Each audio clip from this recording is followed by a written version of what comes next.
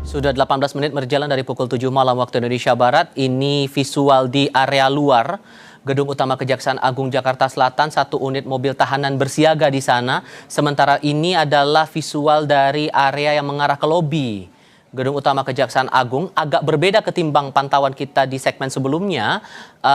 Suasananya listrik tampak dipadamkan di situ, di area lobi.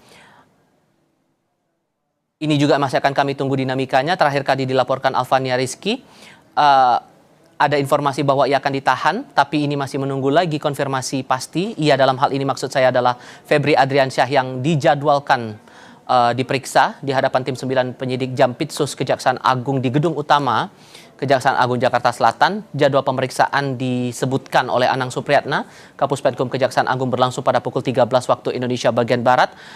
Dan sampai dengan saat ini masih kami atau tim liputan kami tunggu kemunculan dari Febri. Mengingat dalam 2 kali pemeriksaan, Jumat pekan lalu dan juga Jumat pekan ini, sosok Febri tidak terlihat saat masuk ke area kompleks Kejaksaan Agung. Di pekan lalu, proses pemeriksaan berlangsung terhadap Febri dengan 18 pertanyaan disampaikan atau dicecar dari penyidik Kejaksaan Agung kepadanya, tapi berlangsung di Gedung Bundar Jampitsus Kejaksaan Agung.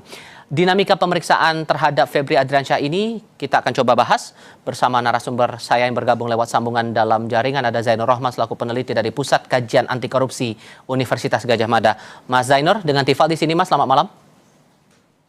Selamat malam, Mas Tifal. Terima kasih sudah bergabung bersama kami kali ini. Melihat dinamika pemeriksaan, fokusnya terakhir kali dikonfirmasi adalah sprindik terkait dugaan pidana pencucian uang, Mas. Total berarti sudah ada 4 sprindik yang terbit dalam perkara yang menjerat ex-Jampitsus ini. Sejauh mana Anda mencerna ini semua dan betulkah bisa fokus jaksa memeriksa Febri dengan total 4 sprindik itu tadi? Ya, berarti kan ini semuanya masih berstatus sebagai saksi di kejaksaan. Satu status tersangka di kepolisian. Nah, maka selanjutnya pertanyaan publik adalah kapan ya status dari FA itu akan naik menjadi tersangka di kejaksaan.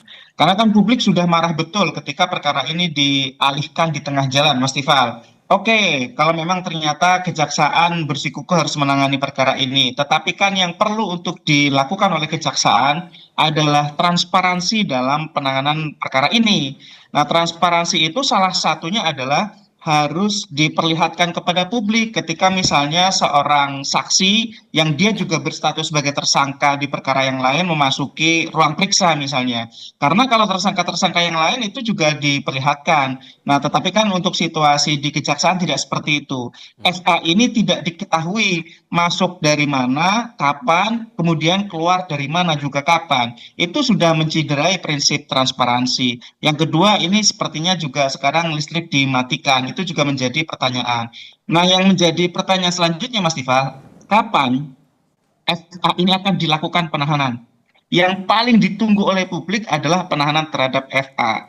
Kalau kita lihat di dalam pasal 100 Kitab Undang-Undang Hukum Acara Pidana, di sana ada berbagai syarat ya, ketika suatu kondisi terjadi maka bisa dilakukan penahanan terhadap tersangka. Yang pertama adalah ketika mengabaikan panggilan dari penyidik 2 kali berturut-turut. Oke, mungkin belum 2 kali. Yang kedua adalah memberikan informasi yang tidak sesuai fakta. Ini sudah terjadi, Mas Tifal. Ketika misalnya kuasa hukum FA ini mulai mengaburkan fakta-fakta dan kemudian membuat informasi-informasi yang membingungkan, itu sudah terpenuhi bahwa FA ini mengaburkan informasi. Yang ketiga adalah menghambat proses pemeriksaan. Sangat besar kemungkinannya. Berupaya melarikan diri, berupaya menghilangkan atau merusak barang-barang bukti, melakukan tindak pidana lagi, atau juga misalnya dia bisa mempengaruhi saksi-saksi. Jadi kalau kita lihat di dalam KUHP, sebenarnya kondisi yang beresiko itu sudah terjadi dilakukan oleh FA, sehingga seharusnya yang dilakukan oleh penyidik adalah penahanan. Malam ini publik ingin lihat apakah hasil pemeriksaannya itu diikuti dengan penetapan tersangka di kejaksaan dan diikuti dengan penahanan atau tidak. Kalau tidak ditahan, ya seseorang tersangka itu bisa melakukan berbagai hal yang menyulitkan penyidikan itu sendiri, Mas Tifal. Oke, maka kemudian PR-nya sekarang, karena begini juga Mas, saya mengutip lagi pernyataan Kun tadi saat ditemui wartawan setelah pelantikan pagi tadi, ia bilang bahwa ada jaminan untuk melakukan yang namanya transparansi itu tadi. Yang Anda tunggu wujud transparansi dari pemeriksaan terutama kasus yang sedang menarik perhatian publik ini dalam bentuk apa? Kita bahas itu nanti, kita jeda sebentar ya Mas ya. Termasuk kita akan lihat lagi dinamika yang terjadi di Gedung Utama Kejaksaan Agung Jakarta Selatan. Kita jeda sebentar, tetap di Breaking News.